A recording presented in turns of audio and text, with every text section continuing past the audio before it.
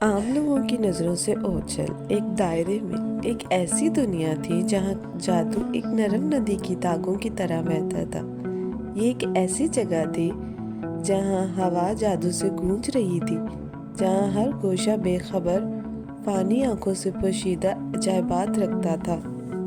اس صوفیانہ سرزمین کے مرکز میں ایلیزینیم کی بادشاہی ہے، جو دلکش خوبصورتی اور بے مثال جادو کی جگہ ہے۔ بادشاہی پر مہربان بادشاہ اورلیس کی حکومت تھی، جس کی حکمت اور مہربانی اتنی ہی افسانوی تھی جتنی کہ اس نے چلائی تھی۔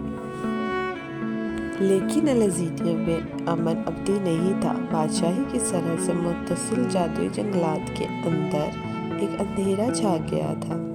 ایک قدیم برائی طویل سوچ نکال دی گئی اور ایک بار پھر سے سر اٹھانا شروع ہو گئی۔ اس کی ظلمانہ طاقت کے سائے کے دائرے کو گھیرنے کا خطرہ ہو گیا۔ اس بڑھتے ہوئے خطرے کے پیش نظر بادشاہ اورلیس نے ایلیزینیم کے باشندوں میں سب سے زیادہ بہادر ہنرمند ایلار نامی ایک نوجوان جادوگری سے ملاقات کی۔ اپنی ابتدائی جادو کی طاقتوں اور اپنی اٹل ہمت کے ساتھ ایلار نے اندھیرے کو ناکام بنانے اور اپنے گھر کو بچانے کی جستجو کا آغاز کیا۔ وفادار ساتھیوں کے ایک بانڈ کے ساتھ شامل ہوئے ایک بہادر نائٹ، ایک عقل مند بوڑھا جادوگر اور ایک شرارتی سپرائٹ، ایلار نے ایک سلیم کی جادوئی زمینوں کا سفر کیا۔ ہر موڑ پر آزمائشوں اور مصیبتوں کا سامنا کرنا پڑا۔ ایک ساتھ وہ تاریک جنگل کے دل میں چلے گئے، جہاں وہ برائی چھپی ہوئی تھی جس سے ان کی دنیا کو خطرہ تھا۔ لیکن ایلار اور اس کے ساتھیوں ثابت قدم رہے۔ ان کا عزم جادوگر کی شرارت سے متصل تھا۔